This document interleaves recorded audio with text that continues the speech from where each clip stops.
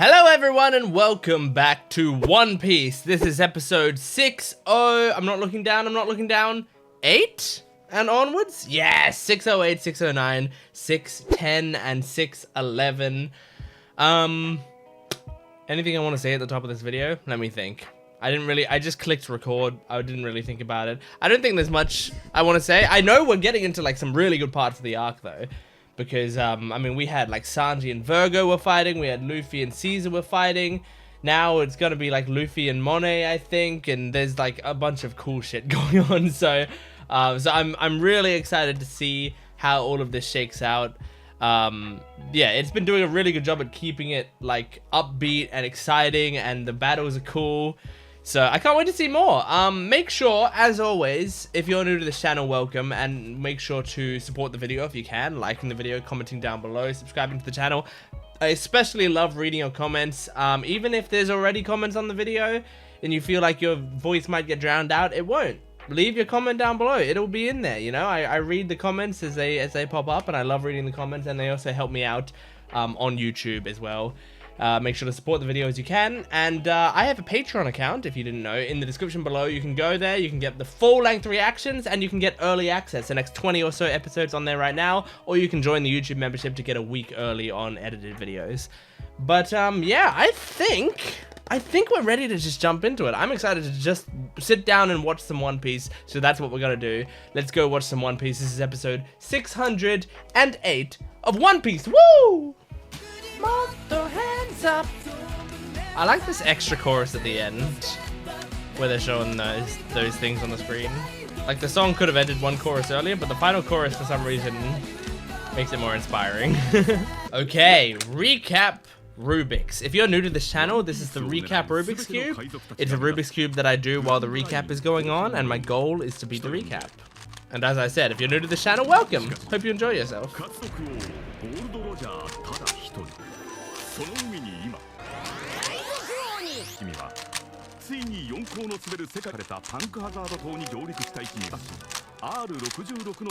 Oh no. Oh, okay, never mind. I thought the recap was about to end, but it isn't. Alright, that's the cube complete, with plenty of time to spare. In fact, there's so much time to spare, I'm gonna try to do the second cube. So if I do complete the second cube in the recap time, that's called a 2-cube cap. And that means there was too much recap.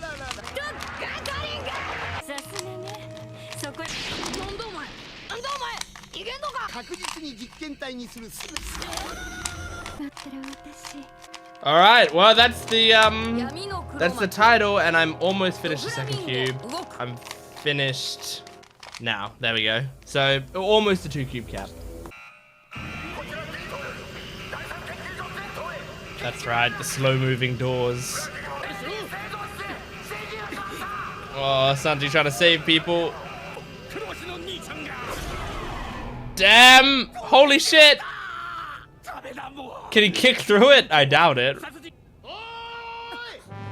Oh! What the fuck? Where did he come from?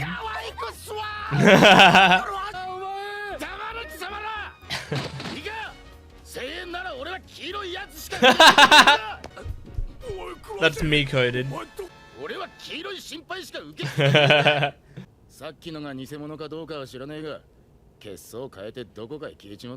This is like gonna be like the Dark Knight, where you have to like keep up the appearance of Harvey Dent, even though Harvey Dent himself is corrupt. Oh my gosh, this is him just like swimming through the air like a trout is very funny. Wait, are we gonna see Doflamingo right now? I think this is his laugh. Oh. Oh, Dressrosa? This is Dressrosa? It has women?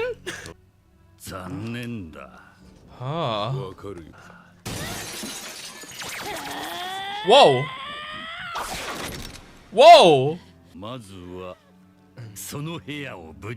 What? Who's this assassin? Oh my god. Oh. Whoa. She's a praying mantis. Holy shit. There's too much going on in this scene. Whoa! Okay. Maybe 5. What? Who are you? What the fuck is going on? I guess this is all of Doflamingo's crew. This is wild. I guess this is this setting up for the next arc? Ooh.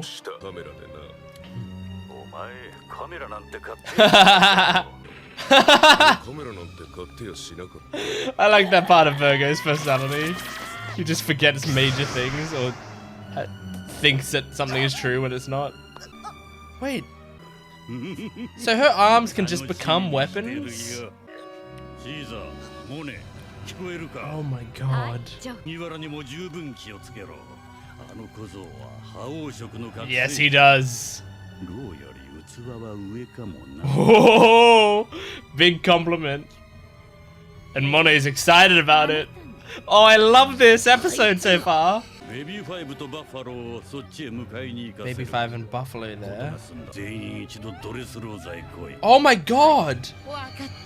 She's about to shoot herself? Or be forced to shoot herself? That was an insane scene. I think I need to go back and look at some of that.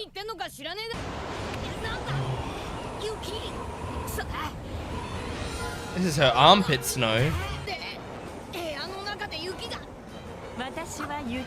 Ah, snow fruit. Gotcha. Oh yeah, that's fine. At least you're not snow yourself, it seems like. Like it's not a Logia fruit by the looks of it. Which would be bad. But maybe it is. Maybe he'll try to punch her and she'll turn to snow. Here we go. Let's find out. Oh, it is a Logia fruit? Or did she just like move away real quick? It is a Logia fruit. Fuck! Damn, so they have both Caesar and Monet here, both with Logia type fruit.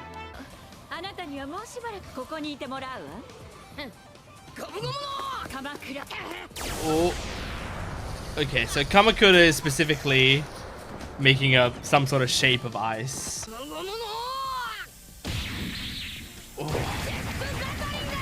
Nice. Did she get away in this time? Or is she just hiding? She was hiding. Oh, that little laugh was cute. Damn it. I'm simping over Monet a lot. Internally mostly.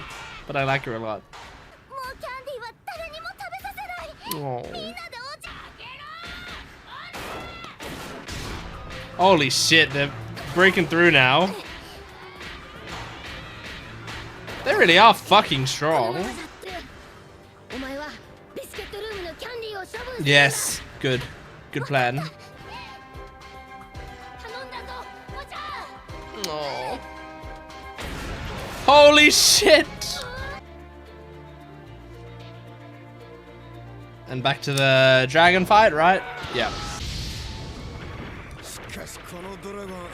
Then do something about it, Zoro!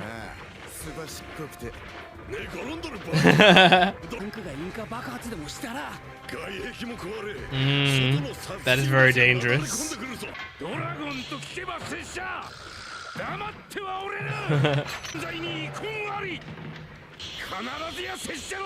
Alright!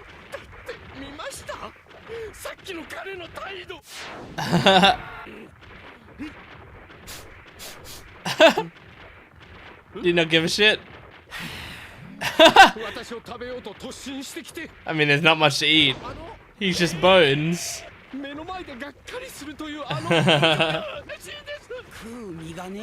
Yeah, that's what he wants.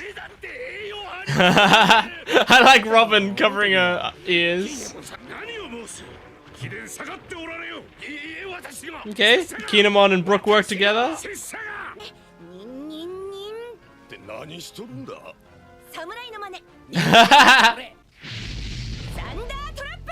Oh shit!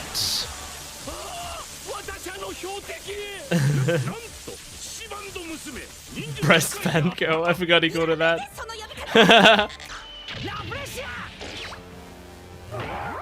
Oh damn.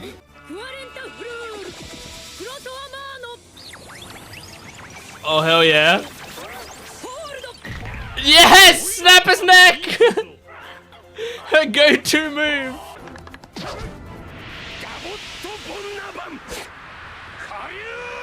Oh shit! Hell yes. That's nice seeing them work together.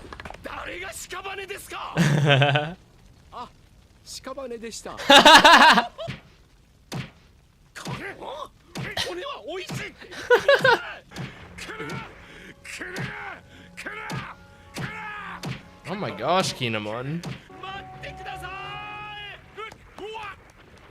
Okay.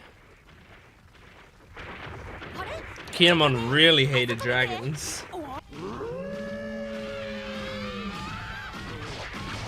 Yeah, and he's monster mode. Ah, jeez. Who's this girl here? Why isn't she with the rest of them? I don't think we've seen her. Oh, so this is like when they're sick. Because they say like, oh, I'm not sick anymore.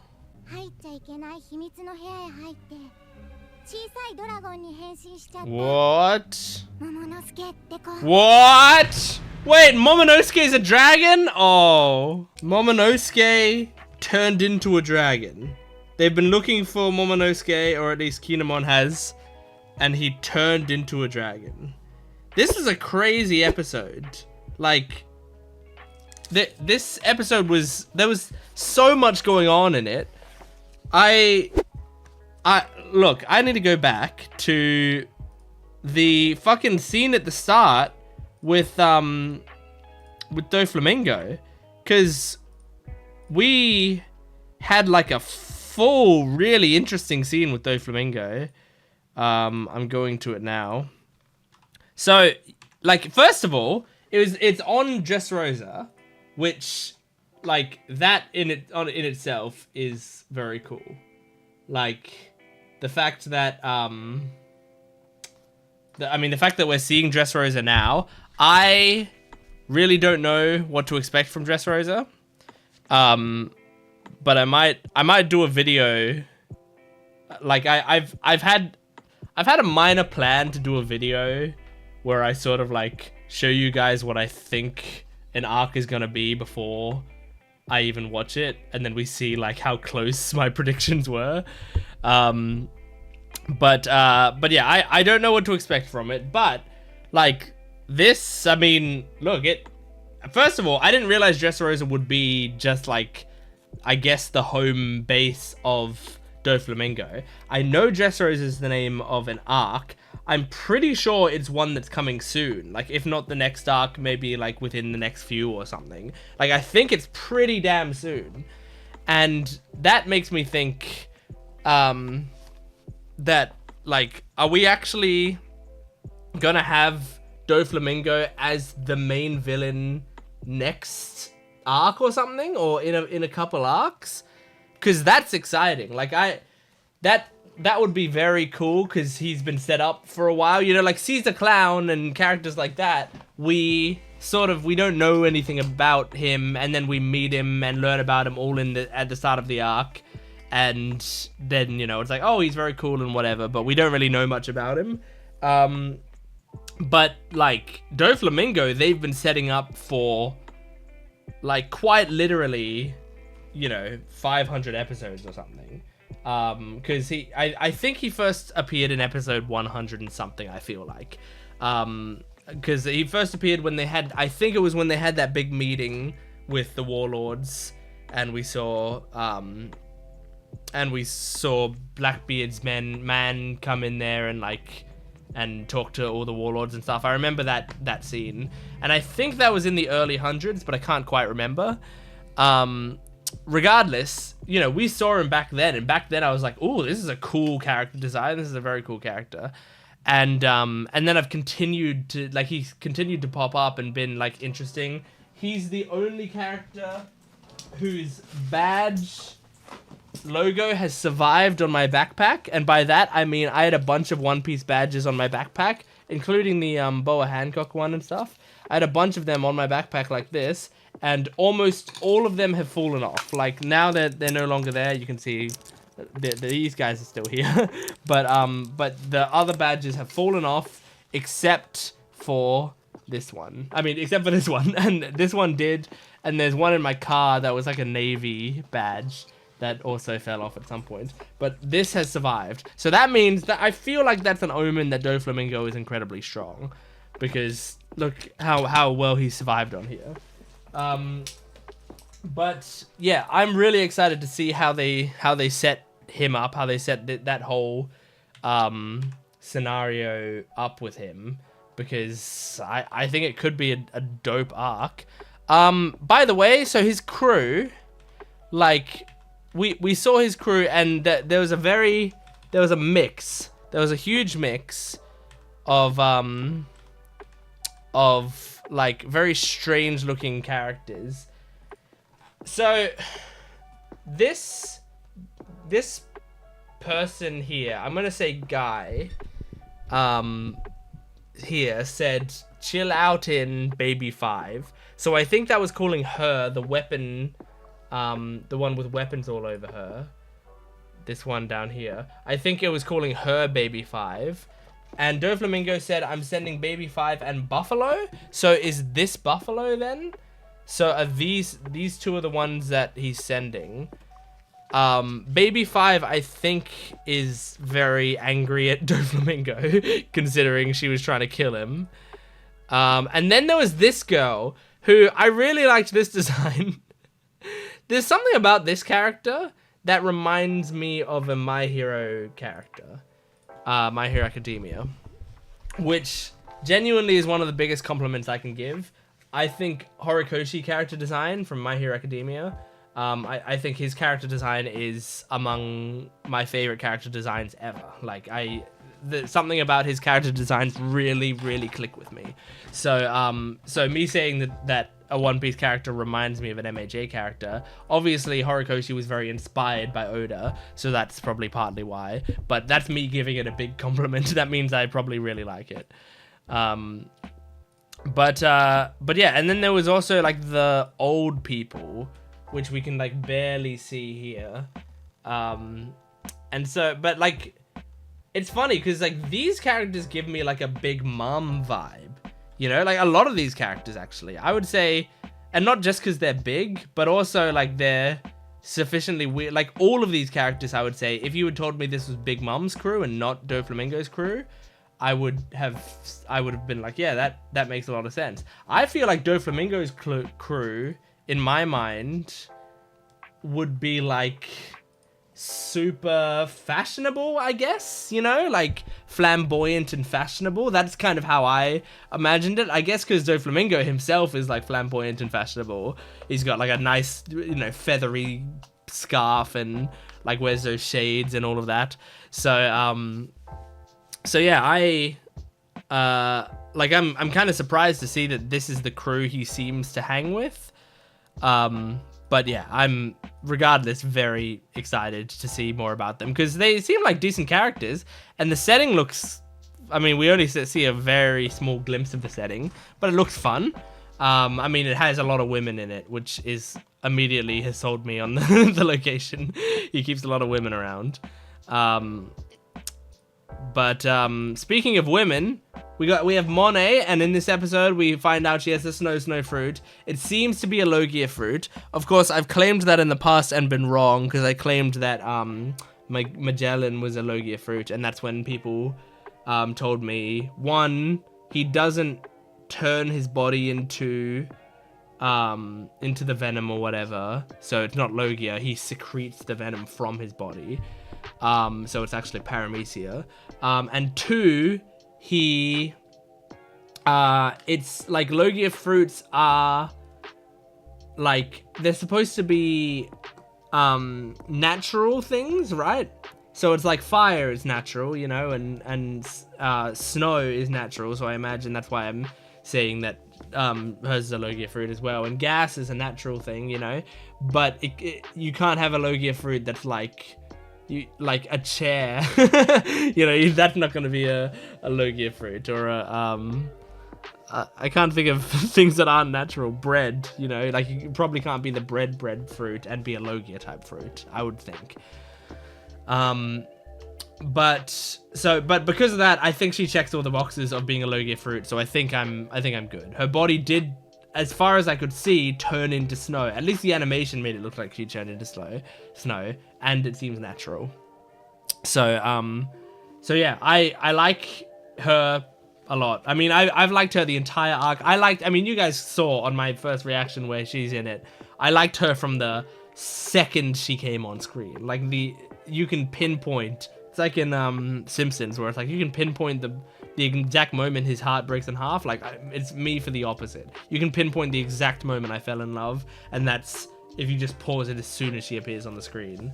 I'm in love. So I really like her. I like everything about her. There was that cute little laugh that she did, like when she surprised Luffy, and then she didn't do anything to him. She just like sort of, it was like she just surprised him just to see his expression, and then she just giggles, and I really like that moment because it was like she could have used that moment of hesitation to try to hurt him or whatever, but she actually just wanted to use it to make him go whoa. So I liked that. And something I liked, going back to the Doflamingo scene, is he's like ignoring the fact that Baby 5 is trying to assassinate him. Because Baby 5's angry that he did something to her boyfriend. But he's ignoring that, and he says, he's on the phone, and he says, Caesar's the only person in the world who knows how to produce sad, which I think he said was a type of gas. And then he says, but if he does such things, I'll be in trouble, Virgo.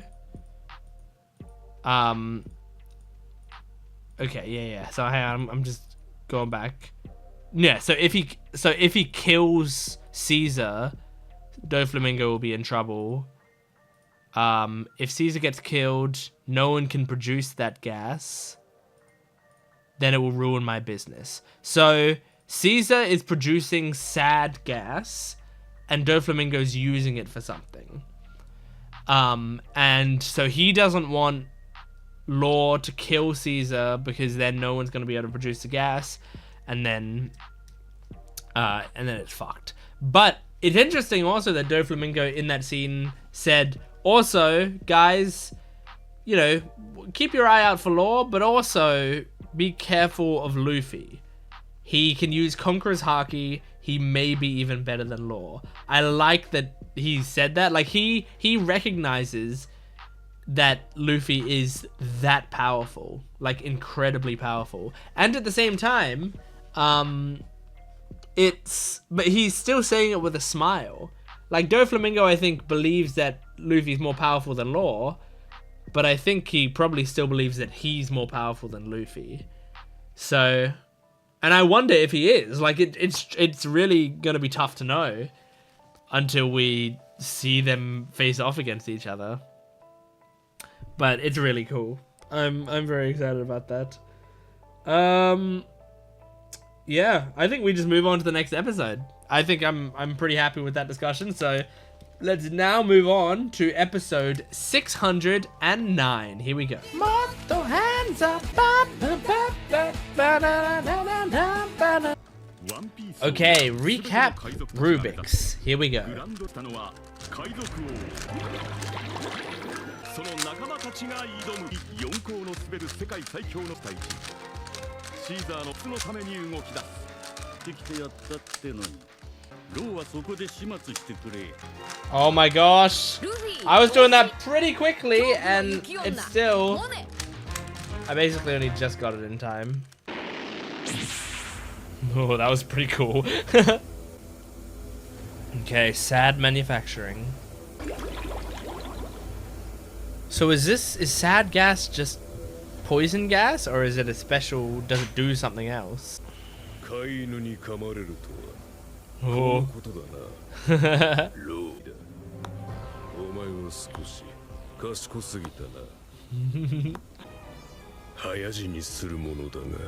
Oh shit.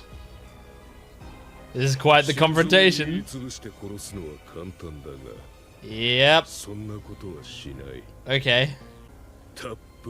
I think I was talking about that in the previous discussion, how they could just crush his heart. Or stab his heart. Oh!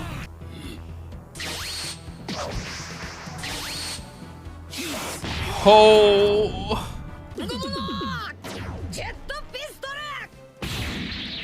Oh!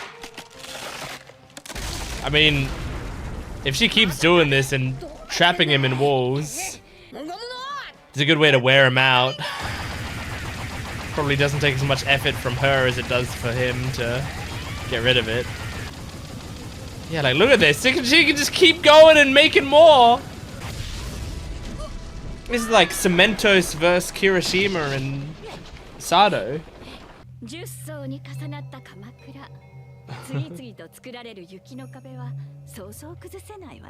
Mm-hmm. Uh-huh. Oh, god damn it. Oh my gosh. If they made that ASMR, it would have been dangerous.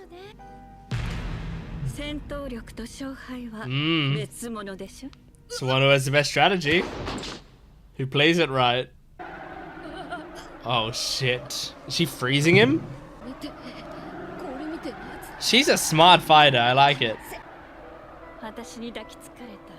Oh, he's so lucky.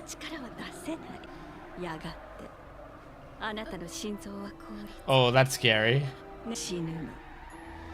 I mean, painless way to die by the sounds of it. Maybe not completely painless, but it's not the worst way to die, being cuddled by a harpy and then dying in your sleep.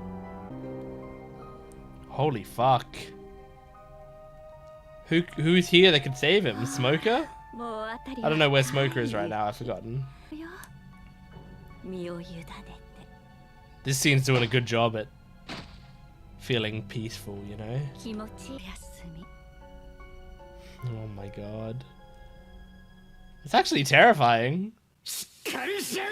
Oh! Yeah, remember Zoro's words? Oh, that's fucking awesome!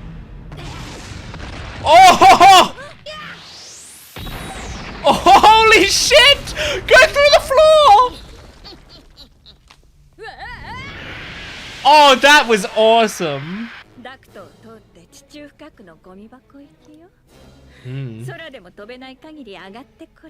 Unless he can fly. Is Luffy gonna be able to fly?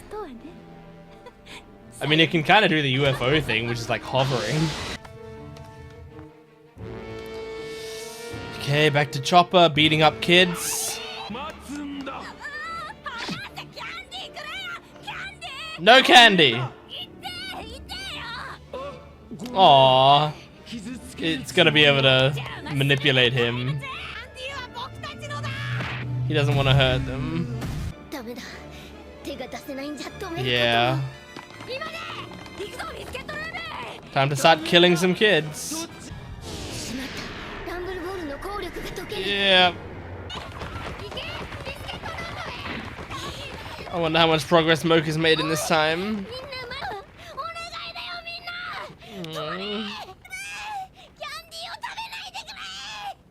Oh. Yeah, now that you've used the rumble balls. Oh! Nami!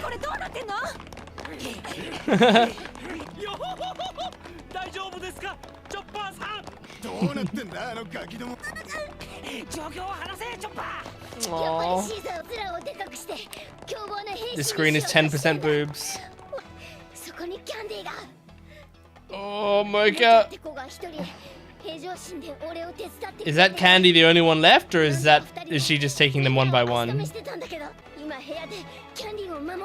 Oh. The fact that Mocha would be... The fact that she's so determined is so great. Oh, yes! Does Nico Robin... Yep, she does feel pain on them. I guess I've never really thought about that. Shit.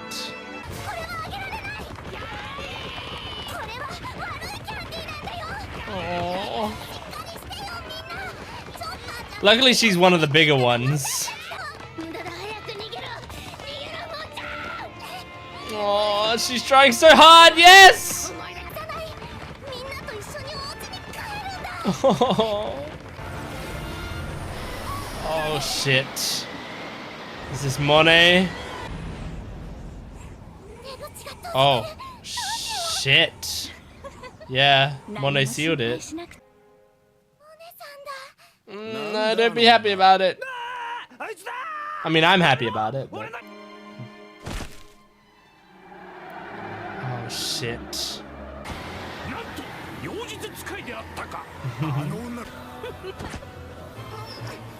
Shit. Who among us would be able to take Monet? I don't know.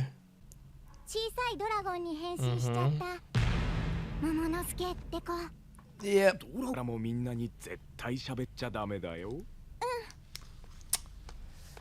Well, this is depressing. Don't do anything to that girl. That girl, for telling about that, might die. Oh, this is a cool room. You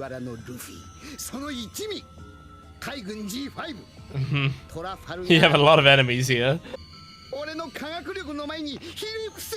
No thanks.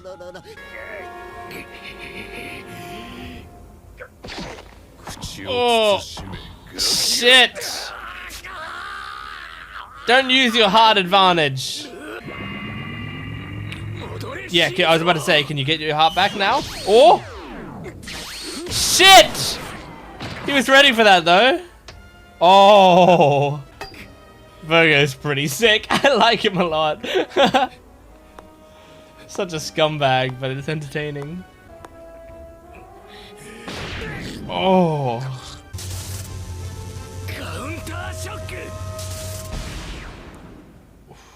Oh!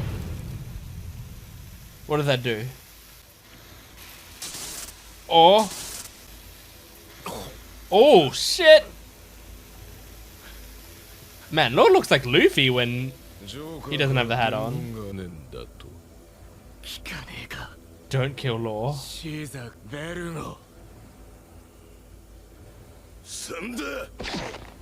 Oh!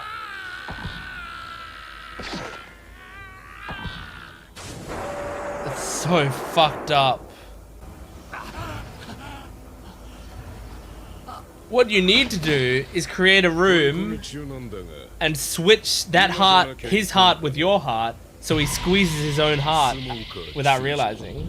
Oh, Smoke is here! Oh, fuck. Oh, shit. Another great episode. I love the confrontations in these episodes. I think the climaxes that we're getting for this arc are so satisfying. I mean, I was enjoying Fishman Island, as I said, for its themes, and I thought that was all really well written and stuff. But like, this arc is fucking great to me. This is really, really good. And I think a lot of people, when they're talking about this arc, they're like, oh yeah, this isn't the best arc, but it's still pretty good. Like, that's generally what I've been seeing now, having like this arc, as of the time I'm recording this for Patreon, this arc I've just started posting to YouTube, and that seems to be the consensus from people, is like, oh yeah, I liked this arc, but you know, it's not my favorite arc, or some people are like, oh yeah, this arc isn't that great, but there's some good things about it. But for me, I'm doing the same thing as I did with Fishman Island. Like every opinion that people have, like bump it up by one for me generally. I really like this arc a lot. I think it's been very consistently entertaining, and it is ramped up and up and up more and more, where it's like I'm really excited for a lot of what's gonna happen here. Like it's really cool. I think there was like, I'm comparing this once again to Thriller Bark, because for me this arc feels like Thriller Bark to me. And in, you know, in that same way, and I mean, I had someone on my Patreon commented how they see the arcs like of the new world as like parallels to arcs when we started the show, and so like right now this arc would parallel the Drum Island arc, and I can totally see that as well, and I like thematically, I like those tie-ins as well. But for me, this arc feels very Thriller Bark like. But with Thriller Bark also, you know, I definitely didn't enjoy much of the stuff, you know, like as much as I did for this stuff. And I mean, also if we're talking Thriller Bark, there being like one woman villain who I really like watching her be in any of these situations is also like a nice tie-in, because I loved Perina back in Thriller Bark and now I love Monet. But yeah, I think this is like the cool thing about this is like Thriller Bark, I was excited for the Moria fight kinda, because I wanted to see like, you know, Luffy try to take down Moria. Other than that, I wasn't really as interested as the other stuff going on, other than Perina and Moria. And I also like, I didn't care that much about Oars, and you know, like there didn't feel like there was as large consequences of the outer world until we got more towards the end and we see Kuma and stuff. So what this arc has done is basically improved it in every single way, where like I feel more consequences of the outside world in this arc. I am more interested in the villains, where basically every fight that's going on now I am very invested in, like really invested in. Especially now, you know, the dragon fight, like I was talking about the dragon fight as I was like, I don't really care about the dragon thing. But now I see where they're going with the dragon thing. It's like Momonosuke, and they're tying it in with Kinemon's story. So I get it now. But I still, you know, fighting a dragon, didn't really care about it. But to its credit, the dragon fight lasted about 3 or 4 minutes in real time, I feel like. It was a very short fight, and it was actually kind of cool because we got to see Brook and Kinemon like working together for it and stuff. We got a funny little Brook joke with it. We got like Nami setting up a trap, and so we get to see Nami's fighting stuff as well. And it's like I ended up liking it more than I thought I would. So because of that, that was the thing I was looking forward to the least, and I still liked it. So we've got now like this, you know, Chopper trying to stop these kids, but now there's like Monet is over there, which makes me even more excited, because now it's Monet and most of the Straw Hats, and they have to find a way to deal with each other. I guess now I'm worried about what the Luffy thing is gonna be, because I'm worried what's gonna happen now is the equivalent of Luffy getting stuck in a building, or Luffy getting his feet stuck on when he's fighting Arlong, or being underwater while he's fighting Arlong, or like, you know, Luffy, you know, being left in the middle of the desert for crocodiles, or being inside of the giant snake. Like I'm worried it's another one of Oda's like, we can't have Luffy fighting the main guys yet, so we need to just take Luffy out of the story for a while and have him be doing something boring. And that part of any of the One Piece arcs always makes me sad, because it's like, this is the main character of the show, and we're being like, he's being taken out of the story for a while, just to make it work a little smoother. So I'm worried that's what's happening, because he's now gone down into a garbage chute and is away from everyone else. But Luffy's parts of the story up until then were fucking awesome. I mean, he was fighting Caesar, and then he was fighting Monet, and I think the him and Monet thing was like a really good matchup, because she's so intelligent, and she knows that Luffy's stronger than her, and so she doesn't have the ego. So she like has a beautiful combination of like a strategic mind, a Logia type fruit, and doesn't have the weakness of thinking she's better than Luffy. Because the hubris is sometimes what ends up taking these people down. For her, she created a brilliant strategy that almost killed Luffy. Like, genuinely would have killed Luffy if not for Zoro having yelled at Luffy earlier that, like, gave him the, like, helped him snap out of it, you know? But I love that. Because that shows Monet is a intelligent bitch, and she's really cool and is extremely dangerous. Worth the build-up, I think, for the entire arc, for her to not really be doing anything. And you being like, okay, so what's the deal with her, and what's she doing, and is she strong? Is she, like, what's happening? She ends up being really cool and strong and great. I also kind of like that her powers don't really relate to her being, like, a harpy bird woman type thing.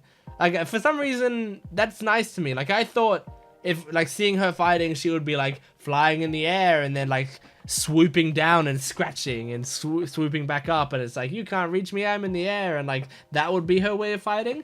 But the fact that she's got, like, snow type stuff and the flying is just, like, an extra fun thing she can do. But it doesn't really relate to anything about her. I like that. I just think that's nice, you know? It just adds another dimension to her character. So, that's really enjoyable.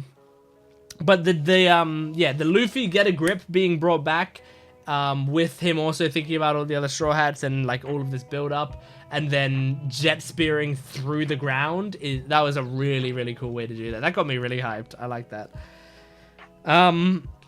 We also, I can't remember if we've seen this before, but it makes sense, and I kind of assumed this would be the case, but it's cool to get confirmation. Robin made her giant hands, and then the kids started, like, biting on them and stuff, and then she was, like, cringing in pain, which means Robin feels pain on the limbs that she creates. Like, all of those limbs that she creates, she does also feel their pain, maybe on a more minor scale. Like, maybe she doesn't feel it, like, as if they were her own hands, but she does feel some sort of pain when people hurt them. That honestly nerfs her a little bit. Because I haven't, like, it makes perfect sense. It makes perfect sense because she's using them. So I would imagine for her, it feels like she's using her own hands, and for you to have, like, the nerves to touch things and pick things up and feel the right grip on things, you would also have the feeling in your hands. So people would be able to bite them. But that, like, also makes me think, like, so many of the times when it's like, oh, Robin can, you know, put her, like, snap the necks of 100 soldiers or whatever. Why isn't she doing that all the time? There is actually a drawback to that. The more hands you put out, the more vulnerable you make yourself. Like, you're basically opening yourself up to, like, you're putting more of your surface area in the world, you know? So the more surface area you have, the more chance it is that you're going to be attacked by someone. And if you feel, it depends, like, does she feel pain 1-to-1? It is, if I bite one of her fake hands, is it the same as biting her real hand? Like, is that what it feels like to her? Because if that's the case, if 5 people bite a hand at the same time, would that feel like 5 times as painful? Because if that's the case, that's fucked. Like, I would be scared to put out multiple, because if multiple get attacked at once, that's going to be extraordinarily painful. Truly, truly extraordinarily painful. And I mean, if you're thinking about it, the giant hands, all they are is a bunch of, like, normal sized hands forming these giant hands. So those kids biting, and they're large kids, so those kids biting into it is actually like they're sinking their teeth into, like, 20 different hands. So maybe, but, you know, then again, Robin, when she was cringing, she was just going, ugh. She wasn't, like, screaming out in pain. She was, like, cringing. So I feel like it can't be 1-to-1, or, you know, or Oda hasn't thought about this too much right now, or it's, what was the other thing? Or Robin's like a badass bitch in terms of pain tolerance. You know, like, maybe she has an incredible pain tolerance to her, which I would believe as well, I think. I mean, I know she's not, as far as I know, she's not super strong, like just in terms of like pure strength. But yeah, she, like, her having a high pain tolerance for some reason does seem to make sense for me. And I mean, that might be the reason, you know, if you are used to putting out a bunch of hands, she might be used to people hurting a bunch of her hands at once, or her hands feeling so many sensations at once that like her senses start to dull a little bit over time because of the overload of stuff that it's been exposed to, you know. Like if she created like her feet on a bunch of different, like, you know, 100 different people, because she was carrying bodies away. Like we've seen her do that before, right? She puts her feet under like people's knocked out corpses, and not corpses, but knocked out bodies, and makes them walk, right? And they're always barefoot because I think, as I've said, I think she can't create her clothes on her limbs. Of course, there was the time in the Fishman Island thing where she, I think, created her whole body, and I was like, hang on, but her whole body had clothes. So can she create clothes on her thing? And then I think, like, someone or some people said, like, well, they're not going to make her naked. Like, that's probably the only reason. Otherwise, yeah, she probably creates it always naked. So anyway, the point of me saying all that is, if she creates her feet on a bunch of different stuff and then is walking along, like, she's feeling rocks and shit and, you know, stone and everything under her bare feet for a bunch of different ones. So it's like, I feel like she'd build up more of a tolerance over time to any sort of sensations. Maybe she just generally feels less pain. That's my prediction, but I don't know. Like, that's also the sort of thing that I can see. It's not something the author takes into account at all. It doesn't really matter. But I think it's still interesting, isn't it? Don't you think? It's still interesting to talk about. One small thing that I think is, like, the smallest positive in all of this, like the tiniest positive, is, like, even though,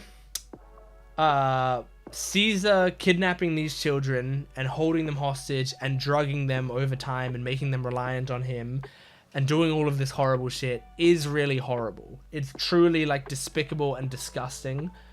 The only thing that's, like, that I'm relieved about is the fact that Caesar fostered an environment where, because he wanted to trick people, because he wanted them to feel reliant on him and on the others around them and not want to run away, he fostered an environment of care in a way, you know, like he pretended he was the good guys and that his minions were the good guys, and I'm going to continue to call them minions because they also look like minions, but that he and his minions were the good guys. Because of that, the way all of them speak to the children and the children's reactions to them are all positive. Like, if you saw that scene with the little girl being like, oh, what about that kid that was turned into a dragon, Momonosuke? Like, what's happening with him? Is he all right? And the minions, like, going, oh, no, he's fine. Don't worry. He's getting some food. Like, he's gonna be great. Now, obviously, it's horrible. You're lying to these kids, you're manipulating them, you're turning them into fucking dragons, you're making them sick and keeping them sick and relying them on drugs and all of that. But at the very least, you're not verbally abusing them, which I know that's such a low bar. And I also not physically abusing them. I mean, they are, but, like, not in a way that the kids realize. And I know that's still not great. It's a very, very low bar, but I'm just saying this could be worse. From how dark these subjects are, if it was also like, oh, and we also whip these kids and we make them terrified of us and we, like, make them feel death when they look at us so that they know you can't escape or we'll slit your throats. Like, they genuinely could rule like that, but because Caesar Clown is so deceptive and wants them to think of him as a good guy so that he can manipulate them more, at the very least that helps their emotional state, I feel like, not degrade so horribly from being tortured, you know. Ignorance is bliss, I guess. And it's such a weird thing to bring up here, but I think it is an important thing to say in this arc, because I'm kind of relieved about that much. But now we're gonna get Smoker vs. Virgo, I think, and that's fucking awesome. I can't wait. I can't wait. So let's move on to the next episode. This is episode 610 of One Piece. Here we go. Stand up. Okay. Recap Rubik's. Here we go.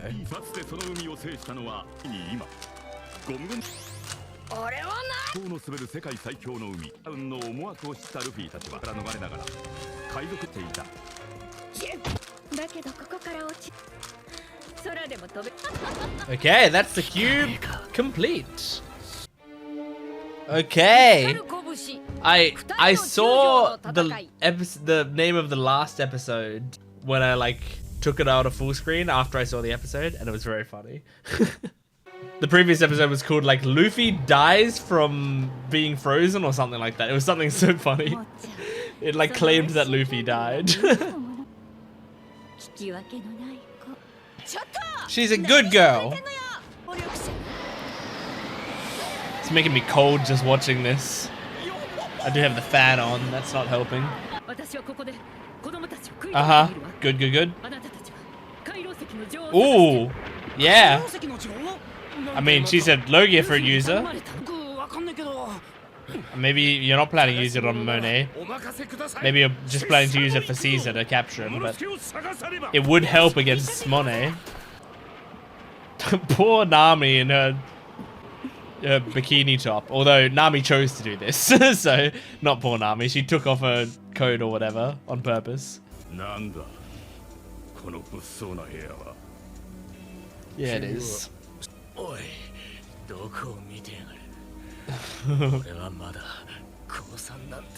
don't taunt him too much. Oh, don't! No! If you had energy to do something, you should have used room, but it's probably hard to do right now. This really is like the Dark Knight.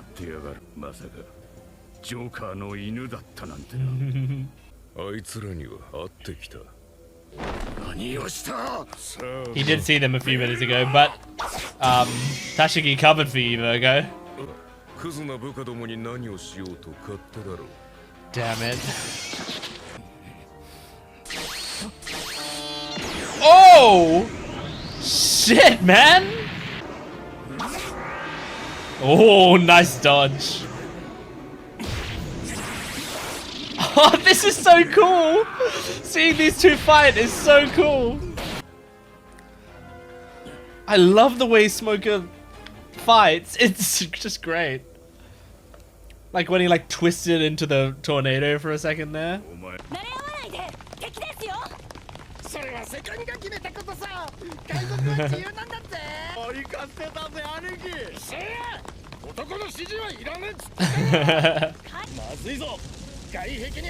Oh shit. Oh fuck. How are you gonna seal this shit? I guess you probably can't, you just have to run. Keep running. Lucky that the gas is a different color. Can you imagine if it was like colorless gas?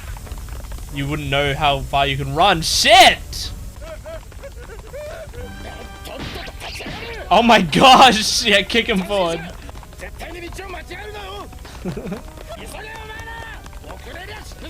Oh, it's so good. Like he's going back to get him, but also telling Tashigi to lead. Oh, it's great. I like the Tashigi Sanji combo.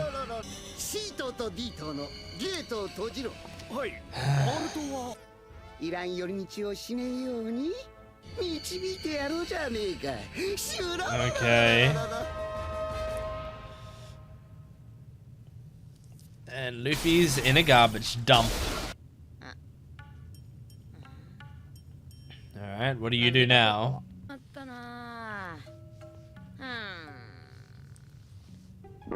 Yep, you're hungry.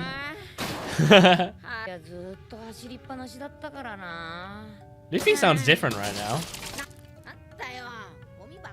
Oh! Hello, dragon. Oh my god! So is this Momonosuke? It feels like that would be Momonosuke. Because he also called Luffy an insolent fellow.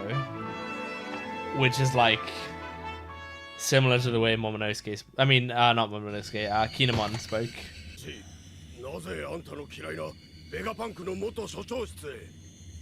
Yes, this is Vegapunk's office. Okay. Yep, funnel them to R. Yep. Alright, so just get them all in there and then kill them all with the gas. Makes sense. Funneling them into a gas room, a gas chamber. Yep. And then you get your second chance to show the brokers what it does. Yeah. It's a decent plan. I can see it working.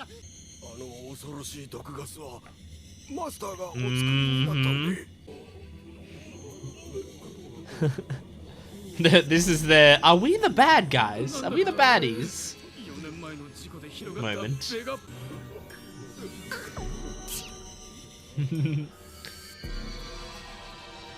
They should be proud of what he's accomplished.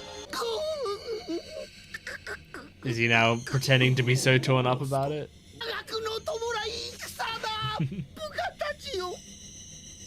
Wow, he's a good actor. I mean, if he can cry. I mean, he's a bit of an over actor, but but the crying is surprising.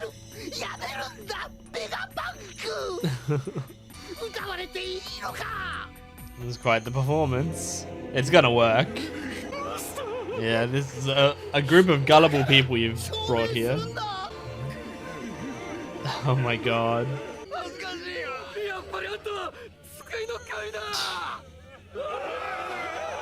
God damn. Yeah, I know, you're evil. This is a flashback. Do we see Vegapunk in this flashback? That'd be cool. Everyone sucks.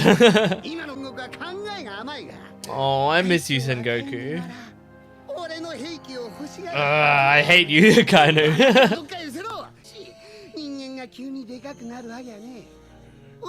He said unless you use magic. Is that he's being sarcastic? Or can you legitimately use magic? It's a One Piece world, who knows? There are crazier things in this world than magic, I think. Damn. They really took drastic measures. Oh! Oh, we gotta see him? Oh. Is that him that we saw blurry? Jeez, man.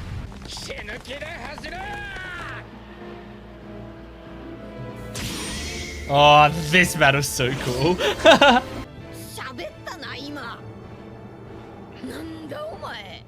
Yo, Momonosuke. Right?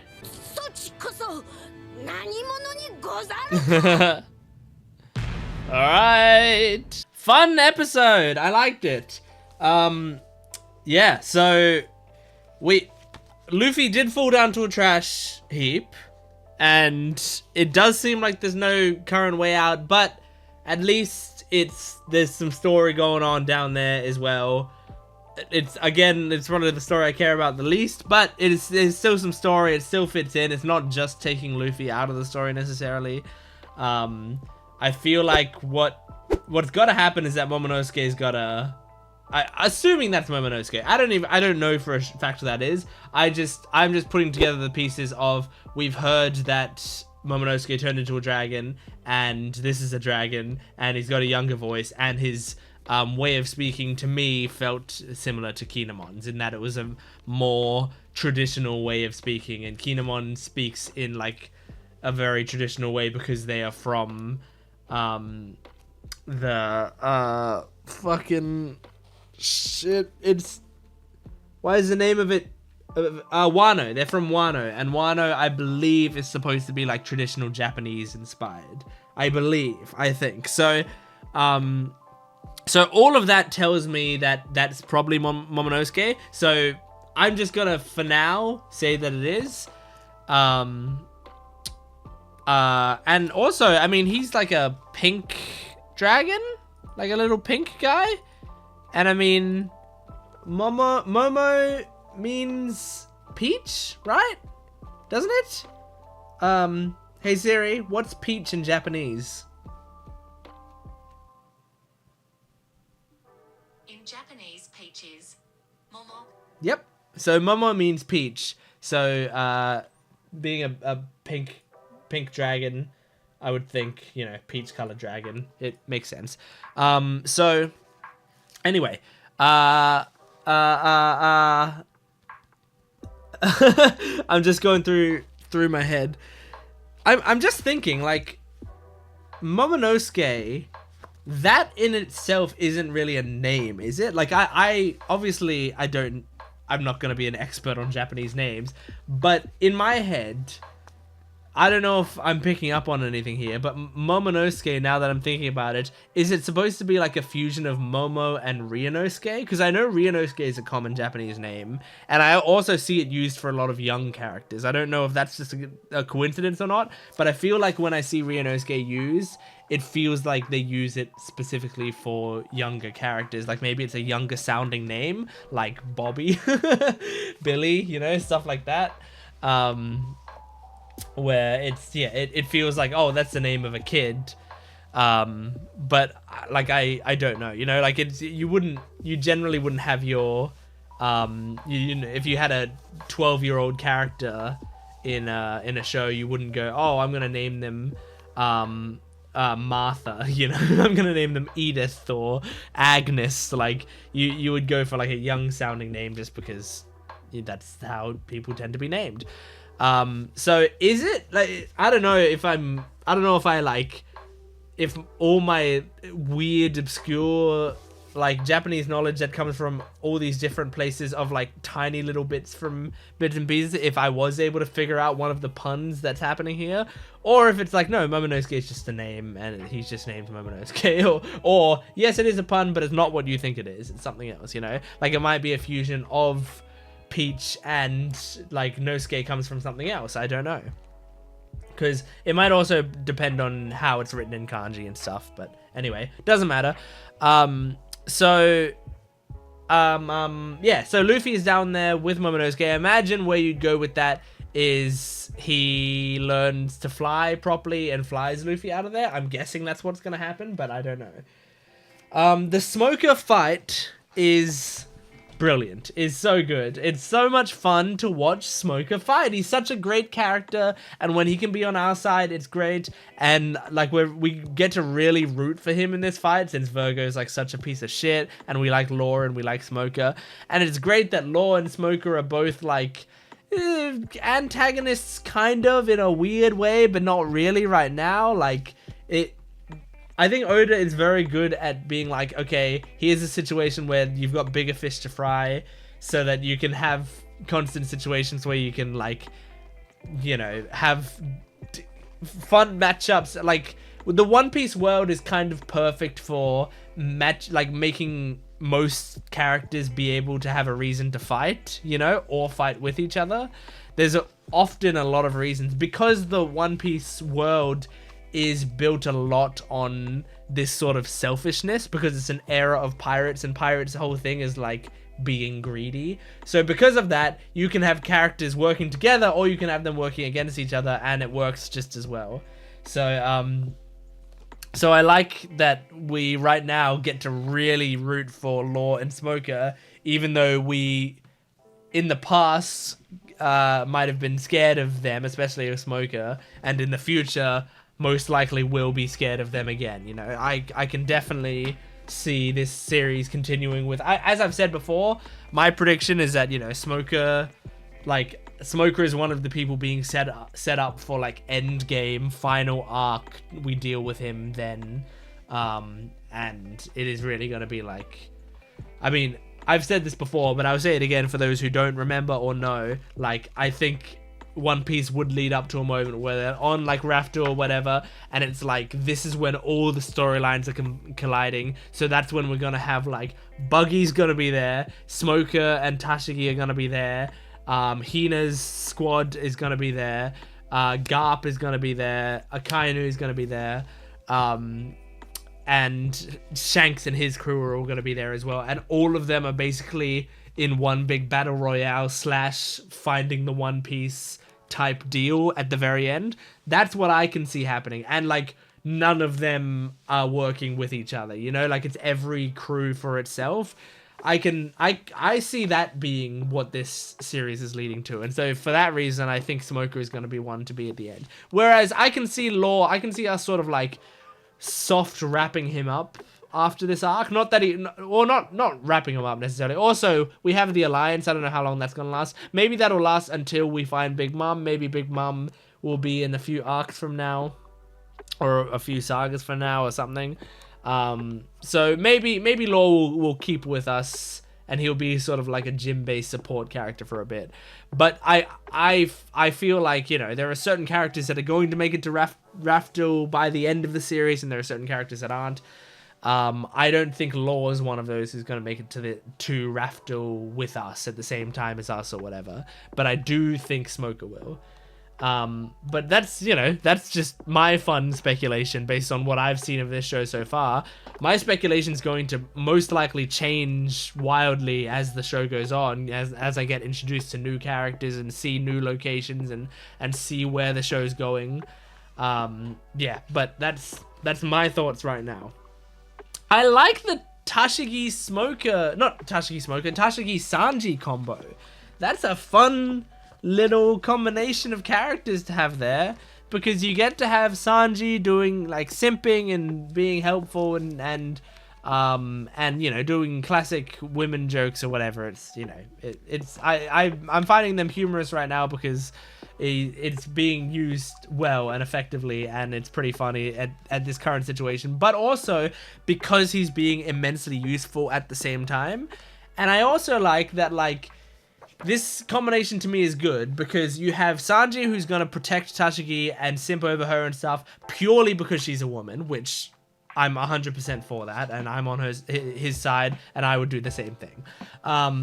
So you're going to have him protecting her and being like very careful with her purely for that reason. And what that does is that also allows Tashigi not to self-sacrifice because Sanji's kind of holding her accountable. And at the same time, all of this is challenging her ideals of like what a pirate is and should we be going after these pirates. Like, that's her arc. That's her character arc, is like, she does all these things the right way. She has a view on how the world should be.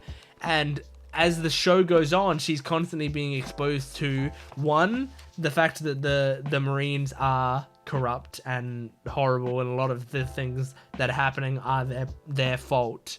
And two, that pirates, it's not black and white. Pirates aren't necessarily the bad guys. However, there are a lot of pirates out there who are bad guys. Marines maybe are still needed, but the way that the Marines go about it maybe isn't needed, or like there's a lot that she can learn from her experiences, and we're seeing her grow and learn more and more. And so her being in this situation with Sanji, where Sanji is going out of his way to save her men, and doing so in a way that she couldn't do that, you know, like her men sacrifice themselves to get her to safety.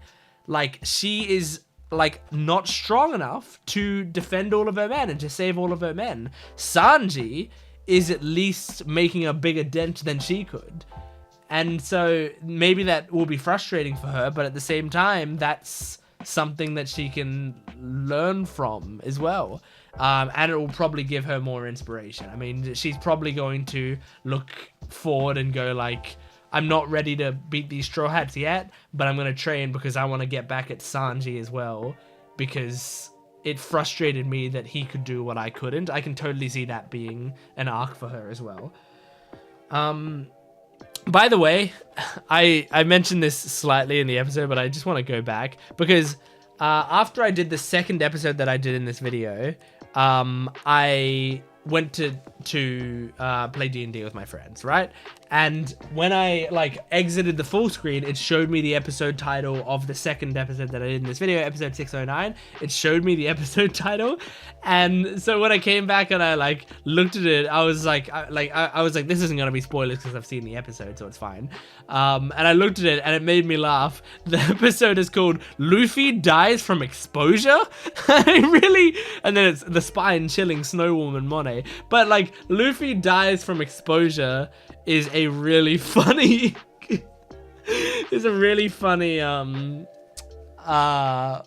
title. It reminds me of a TikTok that I've seen. Hold on. This TikTok right here. Luffy dies. Zoro and Sanji are gay. Nami's tits are the One Piece.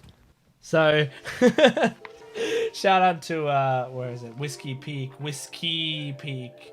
I just want to make sure that creator is on there. I mean, I think the audio is from, a different video.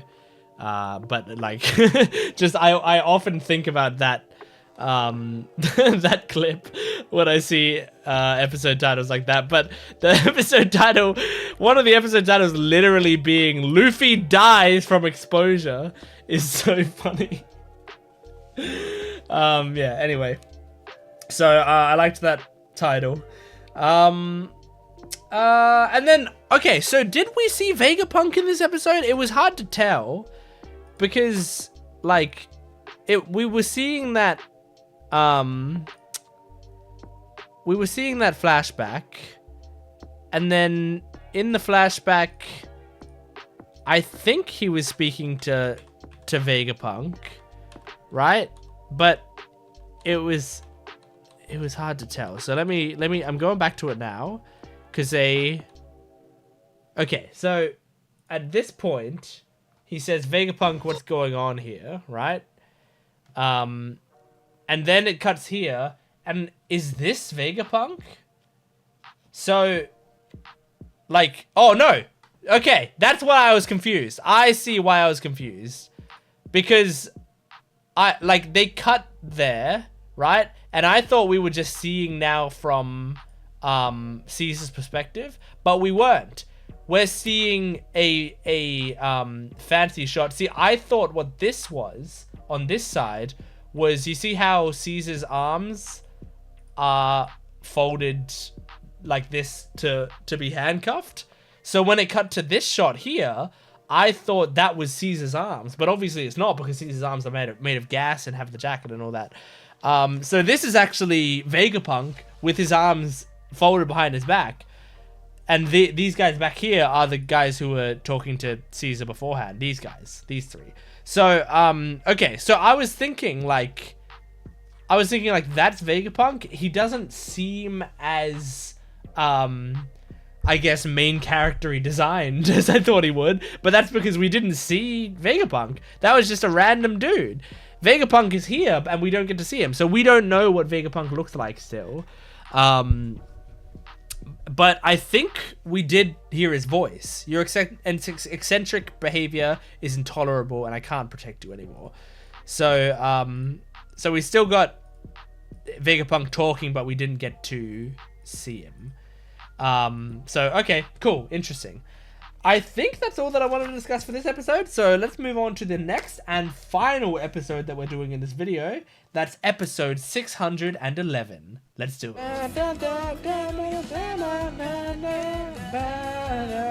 Okay, recap Rubik's. Here we go. かつてその海を幾多の海賊たちの夢とモンキー D ルフィと俺は激闘を乗り越えた麦わらに入れたパンクハザード島に上陸した死の国の脅威から逃れなしの救出島からの脱 Well, I completed the cube just in time, basically. Very nice. Very nice. I did hear Luffy say Chisai there, which means small. I imagine it's referring to the dragon. So it's probably like, Luffy comes across a small dragon. There you go, Momonosuke. Don't eat the dragon.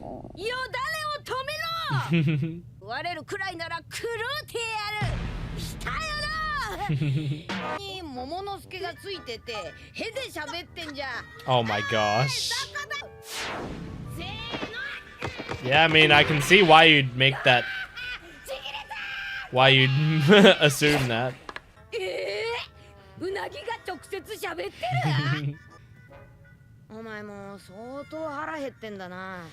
We have that in common. Yeah. 10 days, damn.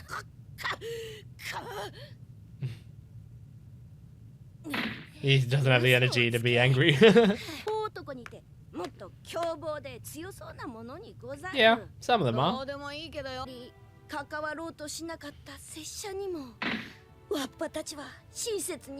Aww.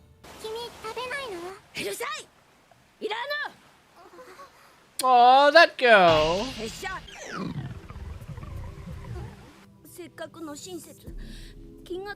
And that girl is still worried about you now, which is very nice. I wonder why they're drawing him like that. Like completely shrouding him in darkness. Oh my gosh. Oh, Mocha's so sweet. Oh, she's so sweet. Damn. Poor kid.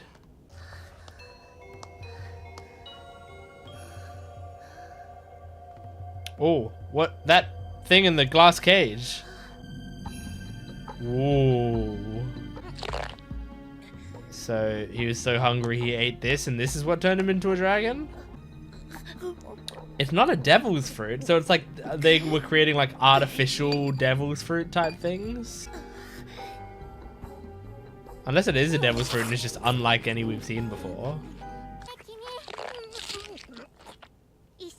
It's this girl again. Oh.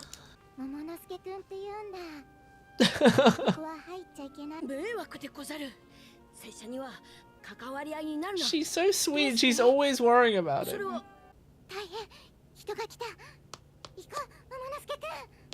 Oh. And this is when he turns into the dragon. But then how does he end up in the garbage chute? They surely don't just pick up the dragon and go, fuck it, and throw it in the bin. It looks like he's turning into a dog. Oh. Jeez, man.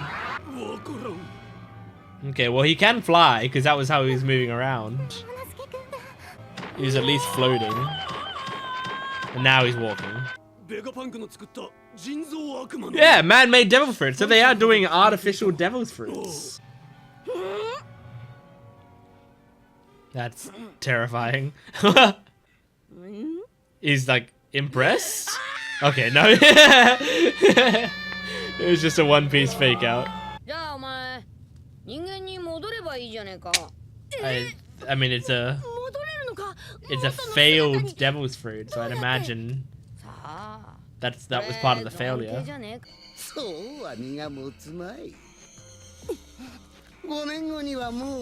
Jesus. That's fucked. Jesus, man.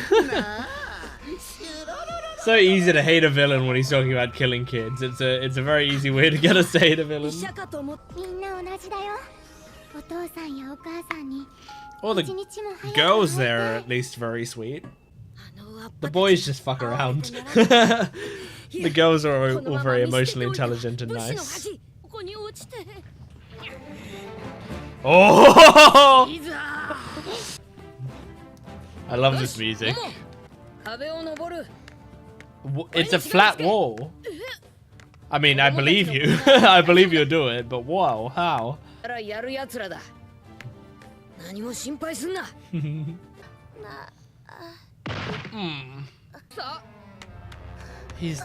really fucking hungry, I think. Because I don't think he ever took any of the candy or anything. So I don't think he's having withdrawals. Oh my god, whoa. Was that Doflamingo? What is going on? What the heck is happening? Wait, is this your way out? Oh, he's flying now. This is your way out. Don't know how we got there, but... So he can look through walls and stuff, I imagine. Yeah. That's pretty useful. You can just keep running and then he can keep checking through the walls as you run.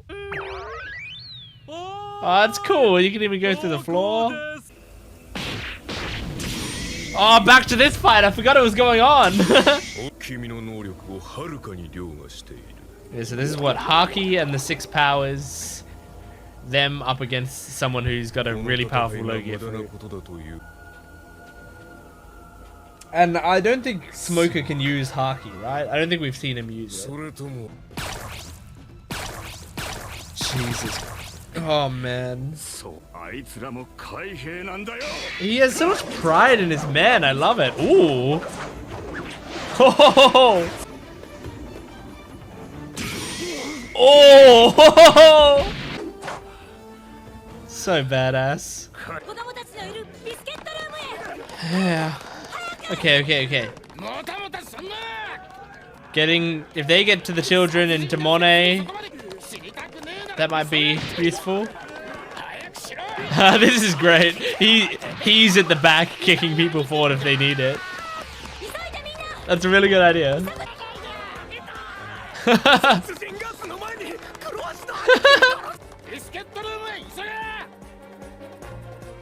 Oh, it's so great.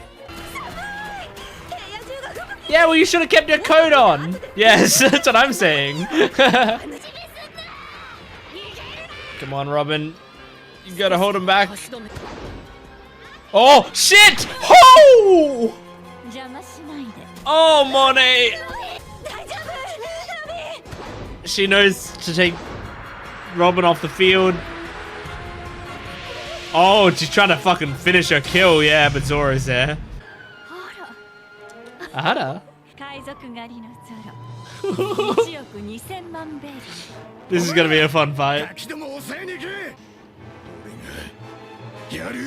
Will you? Oh! So Zoro's saying she's the Logia type. I'll take her. I trust him. Now, I'm trying to remember exactly because we know Luffy can use Haki. I think Sanji and Zoro can both use Haki in some way, right? I don't know that for sure, but I think, wasn't it that like maybe Sanji could use observation? No.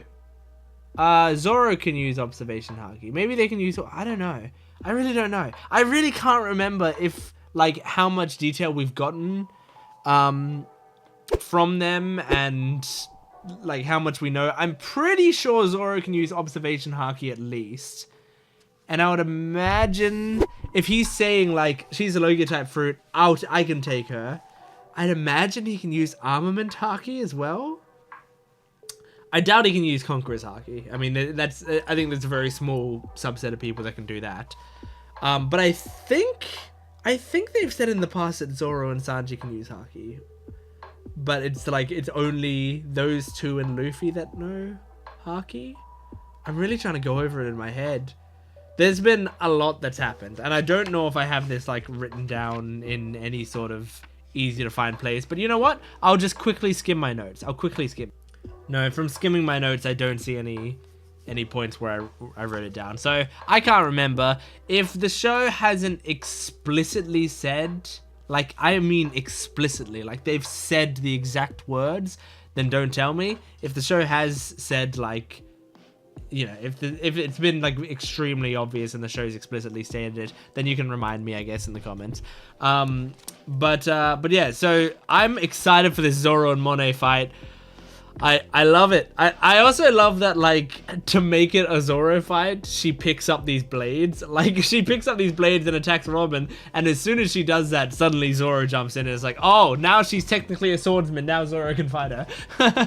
Because, like, it always seems like Oda tries to match Zoro up with someone else with swords or sword-like things. And now Monet fits that criteria, so check, he's in. But yeah, so I'm really excited to see how that plays out. I can't wait for the next video just for that alone. And then Sanji being at the back of the gas, like he's basically just outpacing the gas, even though he could run fast enough to like way outpace it because he's got the stamina and the speed and the legs for it. He's purposefully being just at the back of the gas just so if any of the men fall behind, he kicks them forward. And it's basically like extra incentive for them to run, where it's like, not only, you know, are you trying to run away from the gas, but I'm gonna kick the shit out of you if you're back here, but also it saves them because it kicks them out of the range of the gas. But then he's basically just gonna keep doing that, like juggling people forward to make sure that he saves all of them. That's a really great way to save people. I love that idea. It's so funny, and it feels so One Piece, you know? Like, it's such a One Piece solution to a problem, but it's also just a great Sanji solution as well. Like, he cares about these people's lives, but he's not going to be nice to them at the same time, you know? That's very Sanji as well. When it comes to men, it's like he has a level of respect that he gives people, but then he also treats people very harshly. I mean, he respected the fuck out of Zeph, and they argued and screamed at each other all the time, you know, like that, and they kicked each other and did all this kinds of shit. So, like, though that shows how Sanji talks to men. That's the way he does it. So him kicking forward these soldiers is perfectly in character. I love it. I also just love that Smoker loves his crew. He cares about them. He respects them so much, and he's like so pissed off now that Virgo fucked with his crew, and that some of them may be dead. And like, I love it. I think it's so much fun. It's great characterization for him. He's such a tsundere. Like, it's so great. Also, yeah, Caesar Clown just being like, so the kids are gonna be dead in, I'd say, 5 years, and then we have to get new kids. Like, it's just so messed up. That's such a horrifying thing to say with a laugh, you know? And it's like, yeah, he just truly doesn't give a shit. And it's like, Oda knows what he's doing. Like, he knows how to manipulate his audience. Not manipulate, but, you know, just guide his audience into feeling certain ways about people. And it's like, it's almost out of the cartoon, comic-y villain book.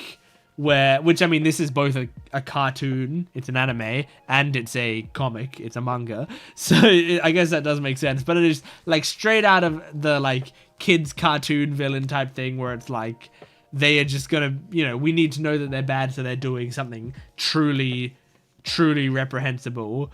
And that's, in this case, it's like he's not only like using kids for experiments, but is actively like knows that they're gonna die in several years and is like, fuck it, let's move on to new ones, you know. But as I said, at the very least, you know, the little girl in this episode that was being nice, I don't know if we ever got her name, but that was being nice to Momonosuke, she was saying to him like, but at least, you know, the biscuit room is fun and all the people there are nice and stuff. So once again, that goes to what I was saying in a previous discussion, where like at least the environment is somewhat nurturing, because otherwise it would be even more horrifying. At least these kids don't feel like they're trapped here. They actually just think like, you know, we're going to get better and then we're going to go back to our parents or whatever. And that would be really fucked up if they didn't ever get back to their parents. But I think it's going to be like, it's going to be so nice because the Straw Hats are going to obviously free them in some way and get them back to their parents.